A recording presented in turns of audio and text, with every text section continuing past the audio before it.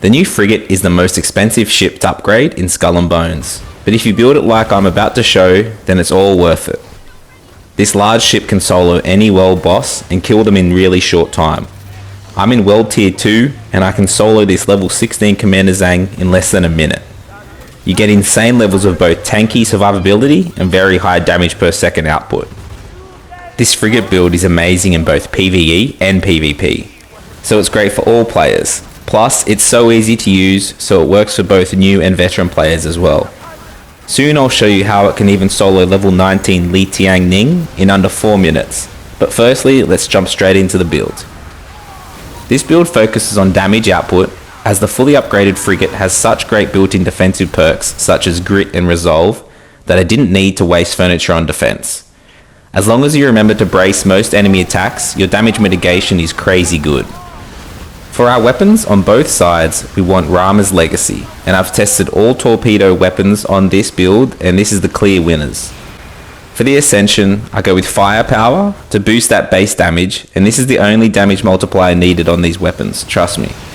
Then next we go with Brute, and this helps us solo as we can continue to tank every hit, as it grants a 16% chance to restore 325 brace strength, which is very helpful, and it allows us to almost always have brace strength available.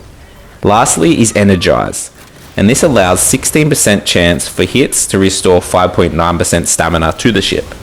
This and the Brute perk work great together on the frigate. For the front weapon, I prefer the Dahaka torpedoes, as hits from this lower the enemy armour by 200 for 10 seconds per hit. So I fire these in intervals with the broadside Rahmas Legacy attack. It allows our broadside torpedoes to hit much harder. And my ascensions on the Dahaka torpedoes are sharpened and 2 times lethal. But I used up all the ascension rolls before I got what I wanted. My preference and what I would recommend for you if you get lucky would be to put Firepower on it first, and then more tank perks like the Brute and Energize again like we used on Rahmas Legacy. In the auxiliary position, I'm using Little Grace 3 for the heals and the severe healing, but also the damage boosts. Ascension perks, Service and Restorative, are great for that survivability, but Empower gives us more damage boosts and quicker reloads. In the rear slot, I have the Fall Isles, as it's good if someone gets too close near your rear. I have Shock and Amplified Shock and Lethal on it, as it's good to hit enemy weak points if they sneak up on you.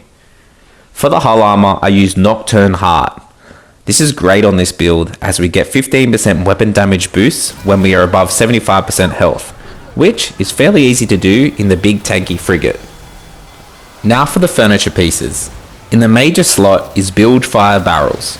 This gives our broadside attacks 10% increased secondary damage and 5% increased base damage. Plus, it gives us the chance to fully recharge the flooding status effect on the enemy when we hit them.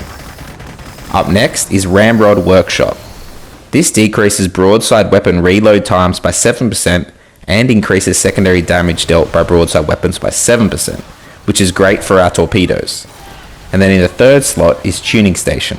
This increases secondary damage of torpedoes by a massive 20% and increases projectile speed by 13% to help us hit those moving targets a little bit easier. In the fourth slot is Torpedo Works, and this increases secondary damage of torpedoes by 19%. So far you can see we've stacked a lot of secondary damage multipliers to our torpedoes. And then for the last 2 slots is the port and starboard powder kegs. And this is to increase both side weapons damage by 10%, as we mainly focusing on broadside weapon volleys as we get the most torpedo slots on the broadsides of the frigate. You can clearly see how powerful this build is. The best way to use this build is quite simple. If you are fighting an enemy that generally doesn't move much and keeps distance from you, that is the best case scenario. When this happens, just anchor down and pop your Little Grace 3 next to you, so you get the constant healing and damage boosts and those quicker reloads. Then alternate between your Dahaka torpedoes at the front and your Rahmas Legacy torpedoes on the sides. This will give you maximum damage output, and it widens your torpedo volleys, making it easier to hit your targets. But if you're fighting an enemy that gets aggressive by always moving at high speeds and gets right up close for a kiss, like Li Tian Ning always does, then this is still easy enough, but you will want to keep sailing around to keep distance between you and the enemy as much as possible. and this makes it a little harder to get your little Grace 3 to always be boosting your damage and decreasing reloads. But thankfully the frigate has 2 little Grace positions, so you can pop it much more frequently. So you'll just have to pop it in the path you're going to be sailing before you get there, to give you the most recharge possibility. After quickly defeating Li Tian Ning, I will show you some more quick examples of this build's power in Death Tide's game mode, just in case you enjoy some PvP like me. The build is extremely tanky in PvP, just like it is in the PvE world. Quite often, I'm anchored in the middle of a point whilst 2 or 3 enemy ships try to target me, but I can brace it all and sink them one by one with the torpedo attacks. It's very satisfying and feels like a massive flagship should. Thank you for watching, and I hope you enjoy the frigate build. It truly makes it feel powerful.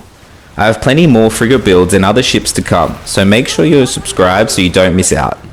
Thanks again, and I'll see you out in the Indian Ocean. Bye!